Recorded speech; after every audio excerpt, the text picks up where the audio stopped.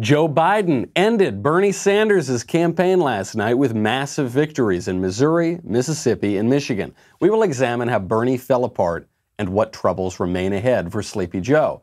Then, Eat the Rich YouTube socialist Carlos Maza gets exposed as a rich guy, revealing a key generational difference between old left socialists like Sanders and millennial socialists like Maza. All that and so much more. I'm Michael Knowles, and this is The Michael Knowles Show.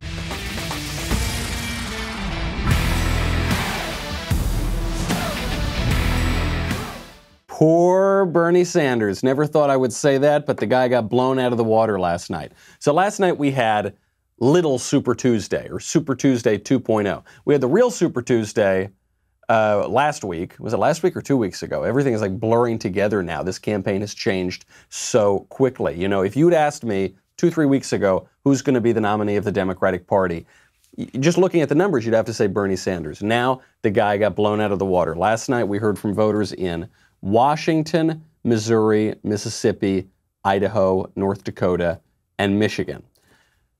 How did they do? Bernie didn't get completely blown out. I mean, it's not like he lost every single state. He won Washington, he won North Dakota. But the big states of the night all went to Joe Biden. Biden got Missouri. That's worth 68 delegates. They're going to have proportional delegates, but just to give you a sense of the size of these states. Missouri, Mississippi worth 36 delegates, and then the big prize of the night, Michigan, worth 125 delegates, went to Joe Biden. So for all intents and purposes, Bernie Sanders is out of the race. His campaign has said that they're not going to concede right away. We'll maybe take a look at why that is. But already President Trump is turning all of his attention to Joe Biden. The Trump campaign released a video last night just immediately dunking on Sleepy Joe and implying that he's too senile to become president. Obama warned Biden's aides to make sure Biden didn't embarrass himself. My name's Joe Biden. I'm a Democratic candidate for the United States Senate. We hold these truths to be self-evident. All men and women created by you know the thing. I know Biden, I'm a Democrat. Tomorrow's Super Tuesday. 150 million people have been killed since 2007 when Bernie voted to exempt the gun manufacturers. This is my little sister, Valerie, and I'm Jill's husband. Oh, no, you switched on me. This is my wife. This is my sister. They switched on me. My other three granddaughters are down in Dubuque with my wife, Jill. And so, in Des Moines, I'm in Dubuque. All right, Chuck, thank you very much. All right, it's Chris, but anyway. Play the radio. Make sure the make sure you have the record player on at night. Text Joe 23. Excuse me, I got to get this right. 1976, and so you're a lying dog-faced pony soldier. I want to be clear. I'm not going nuts. Is that clear? I don't think that's clear. It's really awful when you watch all of that together. And just consider for a moment that of all the 320 million Americans, this is the best the Democrats could pick. You know, how big was that field? 27 people at one point? And the actual best candidate that they could field is that guy. I said yesterday on the show that we need to have a new segment, which is called What Jumbled Nonsense Came Out of Joe Biden's Mouth Today, because every day there's more, and every day we got to cover it. Well, guess what? Yesterday didn't disappoint. Joe Biden was in Detroit. He was talking to some auto workers there, and one of them challenged him on his anti-Second Amendment policies, and Joe Biden, now the presumptive Democratic nominee, told the guy he was full of shit, threatened to take him outside, and then started rambling on about the mythical AR-14 assault rifle. I'm going to be trying to manage your Second Amendment right and take away your gun. You're full of shit. Now, shush. Hold on, let's pause it right there for a second. He goes on, but imagine just for a moment if President Trump, or if any other Republican politician ever shushed a female campaign aide on camera. Because that's what's happening. This guy is talking to Joe Biden. He says, hey, you've got some pretty anti-Second Amendment policies. The guy goes, you're full of shit. And then the female aide goes, okay, we're done here. Let's see you. And she goes, no, shush. Shush, dollface. Hey, come on, you pony soldier. Wouldn't go over very well. Then Joe Biden gets to the meat of what he's saying, and it doesn't go terribly well. We'll get to that in a second. First, I want to thank our friends over at ZipRecruiter. According to the U.S. Bureau of Labor Statistics, Hawaii is the state experiencing the highest wage growth. Man, that state's got everything going for it. But while higher wages attract more and better candidates, competition for talent remains intense.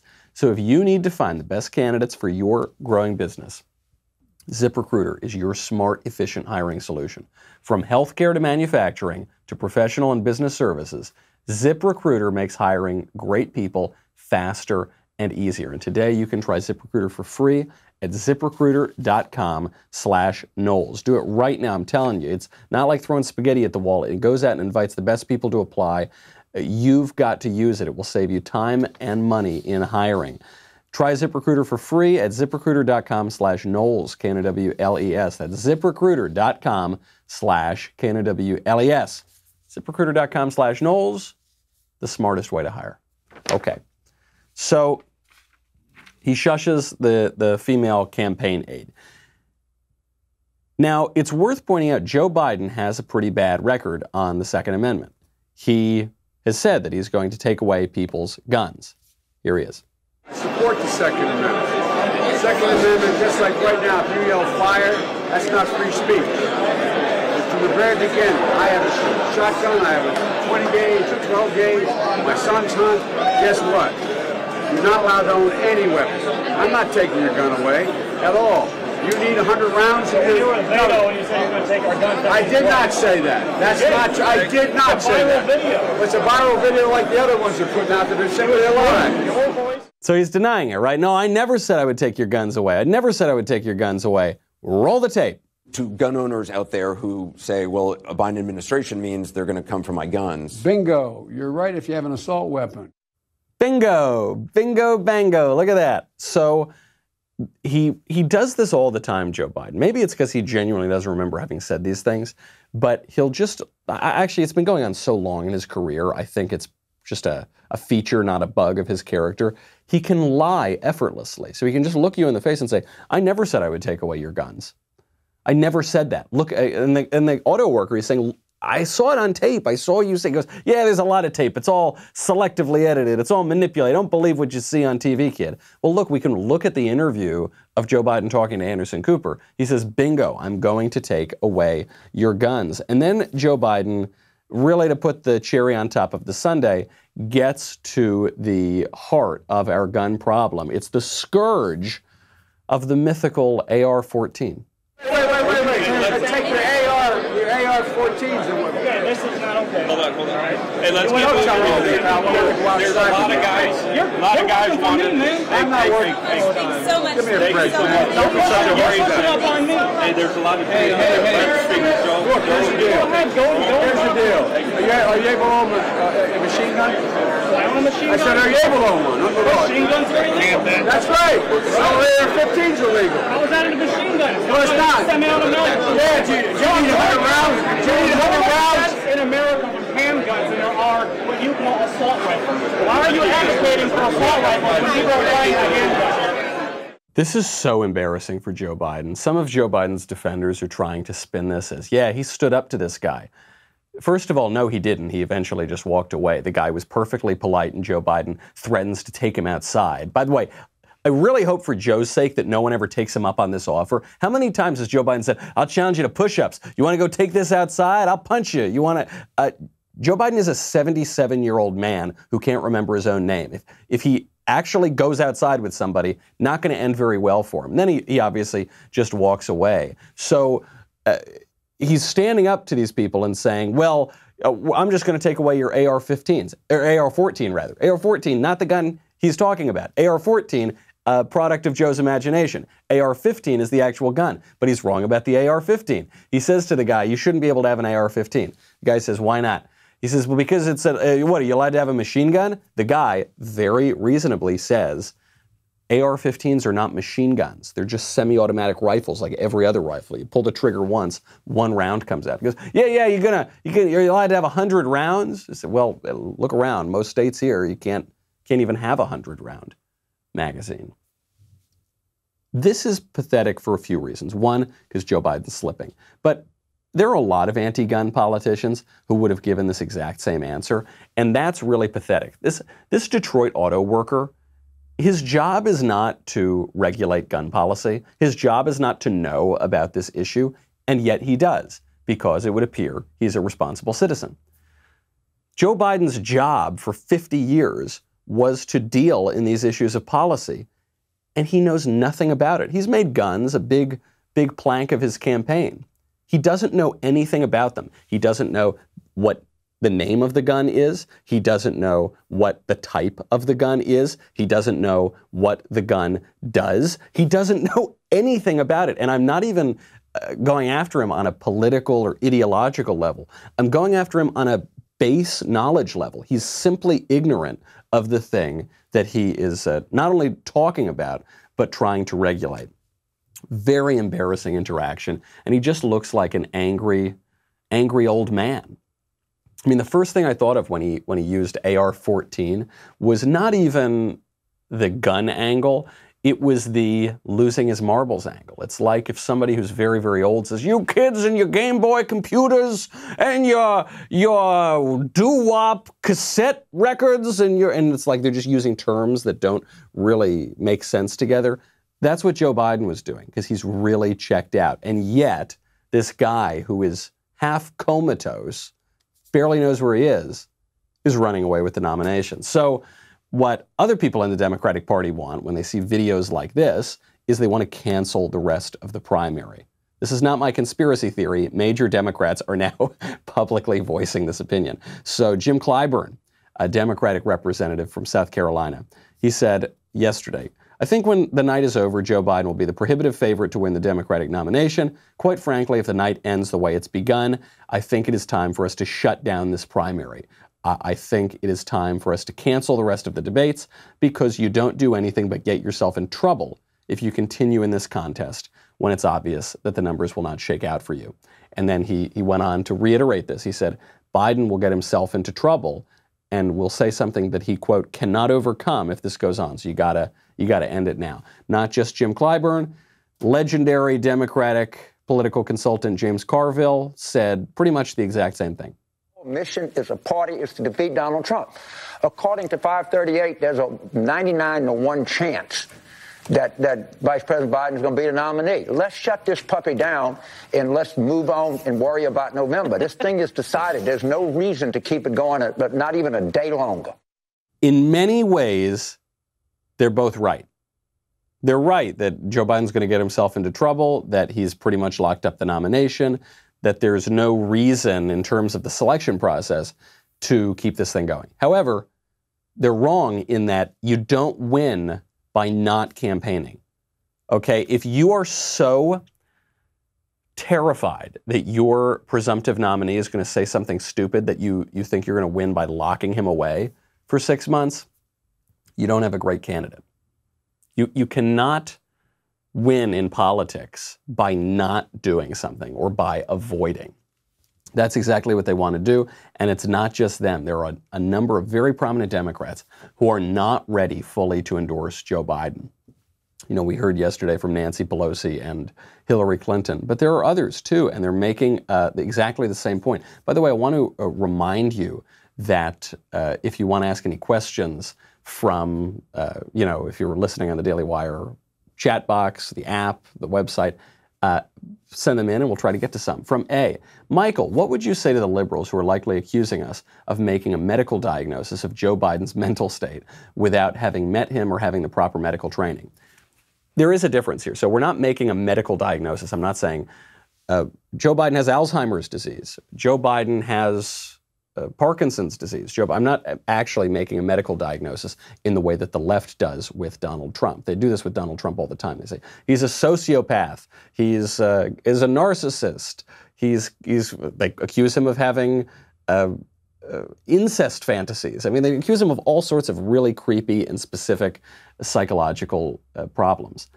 What we're accusing Joe Biden of having is old age. You don't need a medical degree to accuse somebody of being old because the evidence is right there for you. The evidence is he's forgetting everybody's name. He is saying things that don't make any sense. He's garbling his sentences. I always say, pull back on the psychobabble. Do not start diagnosing people out of the DSM if you're sitting watching a TV, even if you are a medical doctor. But if you've ever been around somebody who's over the age that Joe is currently at, you don't need a medical degree to point out that someone is a little long in the tooth.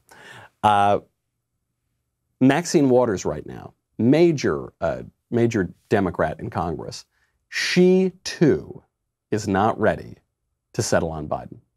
I'm just asking members about the primary, big primaries tonight. Are you backing Biden or Bernie? I have not endorsed anybody. Who do you like most compared to the Biden and Bernie? It's not about who you like. It's about now watching and understanding who can beat Trump. Do you think Biden has what it takes to beat Trump? I don't know, but we'll see. I don't know, but we'll see. You know, Maxine Waters occasionally says something honest, and that's right. If I were a Democrat, I would not be sure that Biden has what it takes to beat Trump. And really, even the people defending him, like James Carville saying, he's got this wrapped up, let's go, let's put this away now, let's get this little puppy back in the shed now. Even those guys are saying it because they're not certain that Joe Biden has what it takes. We'll get to this all in just a second, but first, got to thank our friends over at Rock Auto. My car broke down a little while ago. I don't know anything about cars, right? So I go to the auto parts shop. The auto parts shop, they don't ever have the part. So they go online. They go and order online, then they charge me a lot of extra money. And I still don't even know what I'm looking at. Well, guess what? If you have a computer, you have the internet. And if you have the internet, that means you have access to rockauto.com at home and in your pocket. Rockauto.com always offers the lowest prices possible rather than changing prices based on what the market will bear. Like, airlines do that, right? But Rock Auto always has the most reliable prices. Why spend up to twice as much for the same parts? Here's a random example, right? The Delphi FG 1456 fuel pump assembly for 2005 to 2010 Honda Odyssey is $353.99 at Advance, big chain store, right? And it is $216.79 at rockauto.com. That's the way these guys always are. Go to rockauto.com right now. Check out all the parts available for your car or truck. Write Knowles in their How Did You Hear About Us box, and they will know that we sent you. And not just Maxine Waters, Jill Stein. You remember her? She was the Green Party politician last time. She's run a number of times. Jill Stein is tweeting out, quote, Biden's lies and record are bad enough, but the biggest risk is his obvious cognitive decline. He said he's running for Senate, confused wife and sister, forgot Obama's name, etc. This isn't going away. If Dems close their eyes and keep pushing Joe, it'll be an agonizing 8 months ahead. And then the pièce, I agree with her. I never thought I'd agree with Jill Stein. The pièce de résistance is Bill de Blasio, the Bolshevik mayor of New York, who points out that Joe Biden has not been vetted this time around. This thing's not over, and I tell you something else. Our candidate needs to be vetted, Joe. I am deeply concerned. Bernie started to get vetted quite a bit, and that's important for getting ready for the general election. Joe Biden hasn't been vetted. He was in a perfect position, early front runner, then everyone thought he wasn't going to make it, turned their attention to Bloomberg, Bernie, even Warren for a while. Joe Biden has a lot of issues he needs to speak to. If we don't deal with it now in the family and have that blunt discussion, Donald Trump will. So Morning Joe over here starts laughing when Bill de Blasio says this, because he says basically Joe Biden has been in politics every day for 50 years. What do you mean he hasn't been vetted? He's been vetted as much as anybody. He's now run for president 3 times. He was the vice president. What are you talking about? He hasn't been vetted. Circumstances change. This is not the Joe Biden of 1974, okay? This is a very different Joe Biden. And he has not been vetted. First of all, even if you just look at his positions have changed. So on the purely ideological level, we really don't know who this guy is because he doesn't believe in very much, so he's willing to say a whole lot of things. For instance, for his whole career, he defended the Hyde Amendment, which theoretically protected taxpayers from paying for abortions. Now, he's ready to let taxpayers pay for abortions. Just one easy example. Also, there's the cognitive decline aspect. Joe Biden didn't used to forget people's names and forget where he was. And then there's the corruption aspect. That's the third one. That, to me, is probably going to be more important in the long run. So obviously there are going to be a lot of attacks from actually some people on the left probably too, but obviously from President Trump on how Joe Biden is losing his marbles. That's why he called him Sleepy Joe. Early on in the campaign, you remember the big attack on Biden was that he was giving people shoulder massages and they were trying to Me Too him basically. And Donald Trump didn't go for that. If Trump had gone for that, he would have called him Creepy Joe. Creepy Joe with the shoulder massages, smelling the hair. He didn't go for Creepy Joe. He went for a rhyme, which was Sleepy Joe. Sleepy Joe because if you see him for any period of time, you realize Joe Biden is not as energetic as he once was. His mind is not moving as quickly. So a lot of attacks for that. However, there will also be attacks on Joe Biden's corruption. And this is something that very few people have talked about at length in Joe Biden's career. It's only really come up recently with some of the Hunter Biden revelations, but it's a weird thing. It's a weird thing that during Joe Biden's 50 years in government, for some reason, coincidentally, everybody with the last name Biden has gotten a lot richer. Isn't that weird? You're not supposed to make a whole lot of money in politics, and you're definitely not supposed to make money just because your family is in politics, right? Why on earth would someone pay you money for that? And yet, over Joe Biden's half century at the top of our politics, his family has gotten really, really rich. And it's not just Hunter Biden. Everyone knows about Hunter Biden. Don't forget about Joe's brother, James Biden. James Biden has a long trail of corruption. So just one quick example. Recently, James Biden used his political ties to convince the executives at AmeriCorps Health, which is a healthcare firm out in the country, to loan him $650,000. Why? Why would he get that loan? He convinced them to give him that loan because he said that he would be able to secure larger investments from Middle Eastern contacts thanks to the Biden name. So he was getting into healthcare investing, and he told these partners like AmeriCorps that Joe Biden, not James, James is the guy asking for the money, that his brother Joe was very excited about the public policy implications of this new venture. And, you know, really, they could probably use that Biden name to get some money out of the Middle East. That's according to Politico. Politico released that just 2 days ago. Now, I'm not even saying Joe Biden was necessarily complicit in this, though you'd think if this pattern goes on long enough, he might have told his brother, stop trading my name for money, stop doing this. But it's gone on longer. It wasn't just a one-time event. There's a track record here, and then, of course, it goes to Hunter Biden. We'll get to that in a second. First, I want to thank our friends over at Paint Your Life. If you want to give a truly meaningful gift, you've got to try paintyourlife.com. I love this thing. I think it is like one of the coolest services available today. You can have an original painting of yourself or your children or your family or a dog or a special place. You can have it done, oil painting, or other kinds of paintings too, at a price you can afford from paintyourlife.com. It is a true painting done by hand by a world-class artist created from a favorite photo. I just love this thing. I did not trust that it would be high quality when I saw it, so I wanted to try it out first, and I didn't try it on me. I tried it on my stepbrother for his wedding.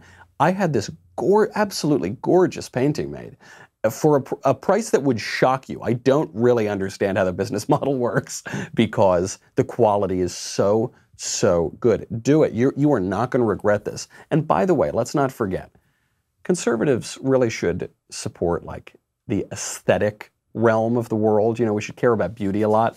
No better way than to have an original painting done for your home for not too much money. Right now, for a limited time, you get 30% off your painting. 30% off and free shipping. To get this offer, text the word Michael to 64,000. That's MICHAEL to 64,000. Michael to 64,000. So it's not just the loan that he got trading on his brother's name. James Biden, during the Obama administration, received over $1.5 billion in government-backed contracts while his brother was vice president. Now we're seeing a real pattern, right? Because the Hunter Biden corruption happened while Joe was vice president too.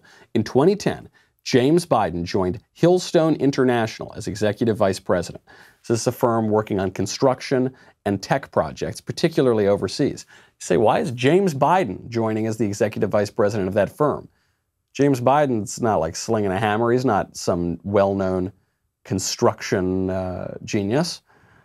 No, he had no experience, but he did have the last name Biden, and this helped him get contracts in Iraq to the tune of $1.5 billion.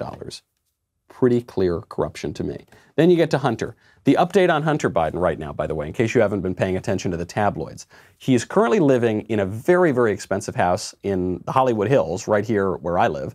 I don't live in as ritzy a neighborhood as Hunter Biden is, of course, because my last name is not Biden. He's got a Porsche sitting in the garage, and he's just painting all day. He converted a pool house into an art studio, and while he's doing that, he's refusing to show up to court hearings for child support payments on the child that he sired out of wedlock with a stripper while he was cheating on his late brother's widow.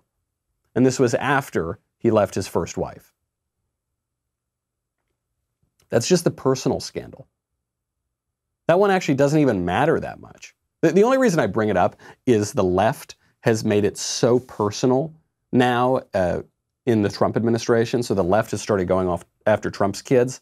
Remember during the whole Russiagate hoax, they were trying to throw Don Jr. in jail. They're constantly attacking the Trump family, the Trump children. And they're accusing Trump of having incestuous desires. I mean, they're really sick stuff, right? So the only reason I say that is because it means that Hunter on a personal level is going to be an issue on this campaign. What's good for the goose is good for the gander. The bigger scandal is the corruption. So Hunter Biden paid much, much more money to sit on the board of a corrupt Ukrainian energy company than he would have been paid on the board of ExxonMobil. Hunter Biden has no expertise in Ukraine or in energy. He's got a lot of expertise in sitting on boards because those are the corrupt jobs that he's gotten by virtue of his last name. That's going to be a big issue. How's Joe going to answer that? Not quite sure. And then the question is, what happens to Bernie? We'll get to that in a second. First, let's take a question from BB. Hey, Knowles.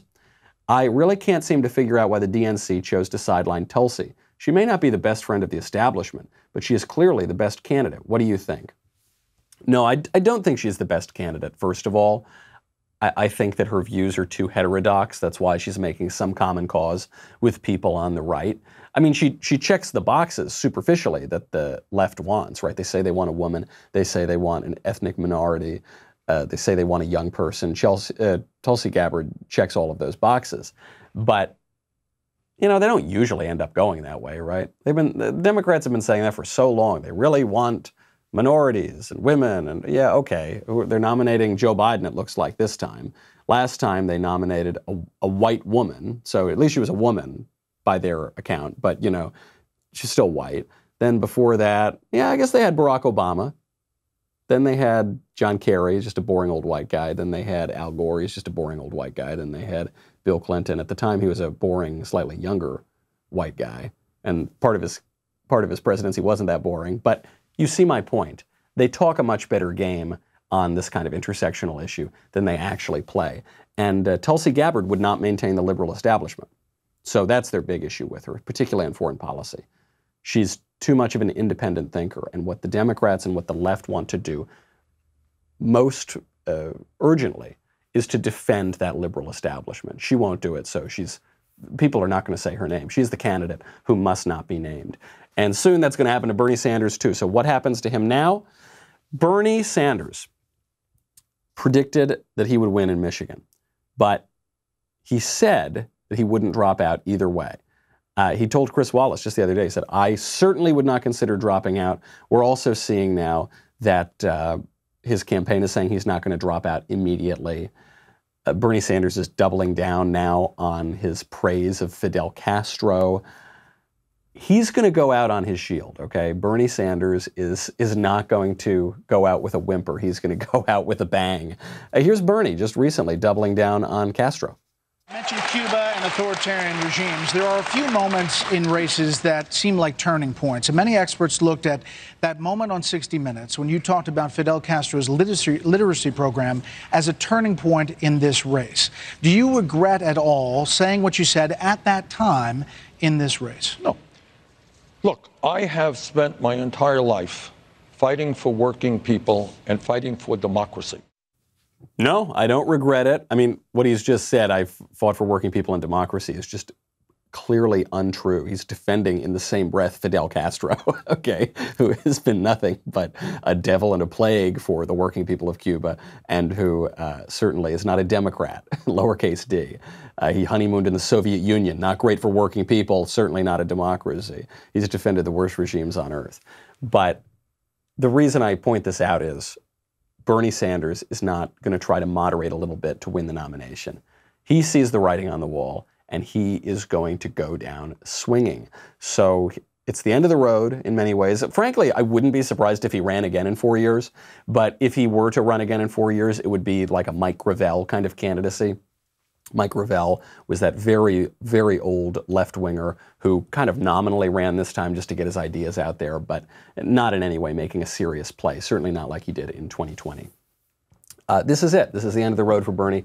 He's not going to compromise on what he wants, not going to compromise on his values, especially now. Bernie is so much better in opposition, right? Bernie's not really good when he's the front runner. He doesn't know how to play the front runner. He's not very good when he's in power. He doesn't actually accomplish anything when he's in the Senate. But he's really good from the outside. He's really good at attacking the establishment. That's where he's been most effective. And so I think, if anything, you're going to see a little fresh boost of energy into the campaign now that it's completely lost. We've got to get to another generation of socialist, another generation of leftist hypocrisy, in the form of Carlos Maza, because Carlos Maza, that YouTube guy who tries to get all the conservatives kicked off the internet, Carlos has a little secret. We'll get to that in a second. First, I've got to thank our friends over at Blink Sale. You know, being your own boss is great, but running your own business is not always easy, whether you have employees or not. There's billing, there's accounting, there's staying organized, and no matter how boss you are, no one's great at it all of the time. That's where Blink Sale comes in. Blink Sale makes it easy to send professional invoices and track payments. In just a few seconds, you can create invoices, send them to clients, and keep up with them until they get paid. Forget about using invoice templates or stressing about coordinating a bunch of different software programs. Blink Sale takes care of it all. That's less time worrying about billing, and what that means is more time focusing on the work that actually gets you paid. I really love these guys. It's so simple. It makes it all so much easier to deal. I'm not an organized guy. I would much rather be either doing the work I want to do or like sitting back somewhere smoking a stogie. This takes all that awful organizing work out of your hands and makes it so simple. See for yourself. Try Blink Sale for free right now at blinksale.com. That's BLINKSALE.com. Blink Sale. Spend less time billing and more time doing what you love. Right now, we're giving 25% off Daily Wire plans when you use the coupon code NEVERSOCIALIST. Head on over there, because it looks like that poor socialist in the race is on his way out. Never Socialist. Go to dailywire.com/subscribe. We'll be right back with a lot more.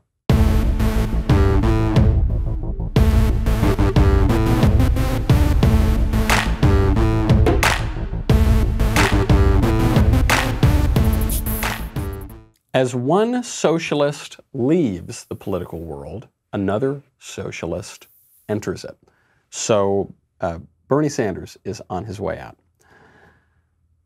Carlos Maza is picking up the mantle for the working man. This guy is not just a, I want to sort of raise your taxes, rich people socialist. He is a full-on overthrow capitalism and eat the rich socialist. Here he is, in case you forgot. The long, dark night of the end of history has to be grasped as an enormous opportunity. The very oppressive pervasiveness of capitalist realism means that even glimmers of alternative political and economic realities can have a disproportionately great effect. The tiniest event can tear a hole in the gray curtain of reaction, which has marked the horizon of possibility. From a situation in which nothing can happen, suddenly anything is possible. Wow. Okay. And if you were just listening to that, if you couldn't see that, Carlos Maza is there wearing a wife-beater tank top and holding like a sledgehammer over his shoulder. Like he's got a bandana around his neck, like workers of the world unite. Now, it's very hard for me to take seriously the idea that someone who talks for a living is like out there in the field, you know, with the proletariat.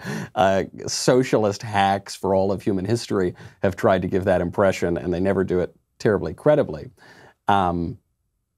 But Carlos Maza certainly plays the part, right? He puts on the costume and he says all the lines. He says he hates the rich and he hates capitalism. Here are just a few tweets from Maza.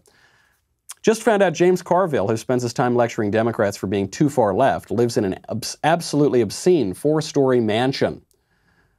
Dear God, can we stop taking political advice from the ultra-wealthy? You really have to respect this guy's grift, constantly dressing in normal clothes on TV to feign relatability while living like this. Masterful con artist. Now pay attention to that. Let's go come back in a little bit.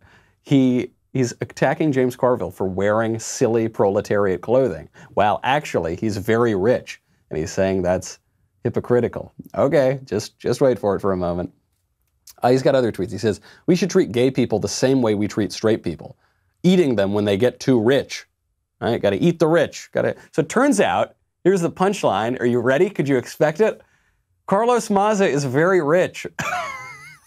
I know, you couldn't have seen that one coming. Carlos Maza is not just like his grandpa left him a nice inheritance rich. Okay, Carlos Maza is not just like the stocks are doing well this year rich. Carlos Maza didn't just win, you know, a scratcher ticket and got like $5,000 or something. Carlos Maza is super duper rich. He's connected to multiple giant mansions in Florida. He's connected to a $7.1 million apartment on the Upper West Side, which was purchased under an LLC, which is a thing rich people do. They buy apartments under company names for privacy and tax benefits. And he's connected to a yacht made by the luxury boat maker Donzi. Public records show that his mother, Vivian, and his family, his stepfather, they're registered to vote at a 5-bedroom, 8-bathroom waterfront palace in Boca Raton, Florida. The property sold a couple years ago for $10.8 million. Also, it turns out that he's connected to a 4-bedroom, 4-bath home in Weston, Florida, which sold for almost $2 million in 2015. And his mother, Vivian, currently lives full-time in a $4.5 million, 2-bedroom, 3-bathroom luxury condo in Fort Lauderdale. It's a lot of property. That's a lot of money. He's attacking Carville. You really have to respect this guy's grift, constantly dressing in normal clothes on TV to feign relatability while living like this. Masterful con artist. It was right under our nose the whole time. The real masterful con artist, Carlos Maza. Look, I don't want to psychobabble, as I said earlier in the show, so I don't want to speculate as to any unresolved family issues here that would make him play the socialist on TV. But I want to make a broader point about the left and about socialists, because we're seeing a big generational divide here. So you got the old socialist type, that's Bernie, and you got the young millennial socialist type, Carlos Maza. And there are two kinds of characters for socialists. The ones motivated primarily by envy, and the ones motivated by self-hatred. Again, I don't want to get into psychobabble, I want to get into politicobabble. And I think you see these characteristics expressed in the ideologies themselves. So the old left, the old hardened socialist left, of which Bernie is the last remaining representative, I think, they are motivated by envy. That ideology is motivated by envy. It's the rich have too much, we're going to take it from them. You even hear a little bit of this in the phrases Carlos Maza uses. Eat the rich, right? That's an old phrase. So they're motivated by taking material goods from other people. They're motivated by a sort of materialist Marxist ideology. They hate that they don't have as much money as those other guys. Bernie Sanders, the millionaires and the billionaires are the worst people on earth, we got to take their money. Then Bernie becomes a millionaire and all of a sudden the millionaires are okay. Now it's only the billionaires, we got to take their money. But that's what motivates that ideology, envy. For the new left, they're not motivated primarily by envy. What animates that philosophy and ideology is self-hatred. So in the New Left, really starting from the 60s and 70s, it's no longer about, you're rich, we're going to take your money. There's still traces of that. It's really about, we hate our civilization, we're so bad, we're awful. America has been so evil in the world. White people have been so evil. Men have been so evil. Western civilization has been so evil. Everything, anything that you can tie to yourself. Straight people have been so evil, right? It's just all about you. And so you hate that so much that you want to get rid of it. You see this espoused in the millennial counterparts on the left today. It's a great discomfort with who they are. The men who talk about how terrible men are, straight people who talk about how terrible straight people are, and most especially those of us who were born and raised and educated in the West talking about how Western civilization has destroyed the world. It's pretty pathetic. Frankly, if you gave me the choice of the two, I would go for the old left. At least it's understandable. At least it's a clear calculation, right? You say, oh yeah, you have that, I want that. That's the oldest impulse in the world. But this self-hatred is really sickening. And it's when the sort of cultural revolutionaries took Marxism from the realm purely of economics into the realm of culture that you really started to see this. And Carlos is the latest in a long stream of exponents of that culture, and it's no less pathetic when it's him, and it's no less hilarious. By the way, before we content ourselves that Joe Biden is going to win the nomination and Trump can eat him for lunch in November, don't forget there's someone still lurking in the sidelines. There are a lot of people who said, we're not ready for Joe. I don't know if Joe's going to make it even to the convention. I don't know if he's going to make it till November. Hillary Clinton is pulling the knives out again. She's not just saying, that she still wants to participate. She's not just saying she's not going to endorse yet. She's also unapologizing for what she did in 2016. So you remember Hillary Clinton put her emails on a private server so that people couldn't request those records, so that people couldn't read the corruption that she regularly engaged in. And then when it became dangerous, when it looked like people were going to start to get into that server, she completely wiped it. And then she joked about how she wiped it on camera. And she had no explanation for this other than trying to hide her own crookedness. So back then, she said, quote, as I look back at it now, even though it was allowed, I shouldn't have used 2 accounts. That was a mistake. I'm sorry about that. I take responsibility. That's what Hillary said to ABC News in September 2015. Now, she says, well, that at the time what she was thinking is, we'll just say what you did was a mistake. It was dumb, it's over, and that will end it. I wasn't convinced of that, but I understood the frustration of my campaign.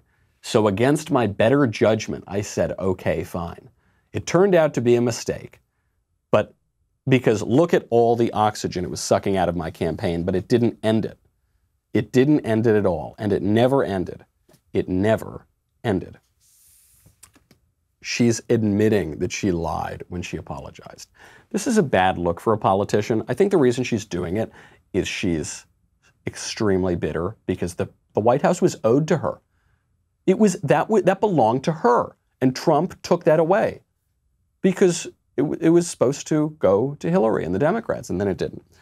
And she's really upset about it. It just shows, though, the duplicity of the left here. I mean, Carlos Maza, right? He's assailing people for wearing street clothes while they're living in a mansion and not eating the rich. He's doing exactly the same thing. Hillary Clinton apologizes, and then she admits, oh no, I didn't really mean my apology. I was just saying it to get one over on all you rube, deplorable, irredeemable, idiot voters, right? This race is not totally over yet. There's a lot of room here for hypocrisy to come out. Joe Biden launches his campaign talking about how he's going to basically saying he's going to bring dignity back to the White House. Joe Biden's got a lot of corruption that he's going to have to account for. He's got a lot of drama. He's got a lot of flip-flopping. He's got a lot of hypocrisy that he's going to have to account for. I think the Democrats today are happy that they dodged a bullet. Bernie Sanders is almost certainly not going to be the nominee. They've got their milquetoast choice who doesn't believe anything and wouldn't even remember if he did believe anything. But this is not over. This is only the beginning. Can't wait to see the rest of the show. That's our show today. I'm Michael Knowles. This is The Michael Knowles Show. Get your mailbag questions in. See you tomorrow.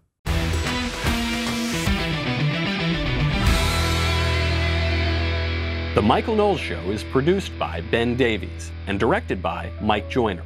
Executive producer, Jeremy Boring. Supervising producers, Mathis Glover and Robert Sterling. Technical producer, Austin Stevens. Assistant director, Pavel Wadowski. Editor and associate producer, Danny D'Amico. Audio mixer, Robin Fenderson. Hair and makeup, Nika Geneva.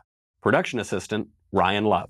The Michael Knowles Show is a Daily Wire production. Copyright Daily Wire 2020.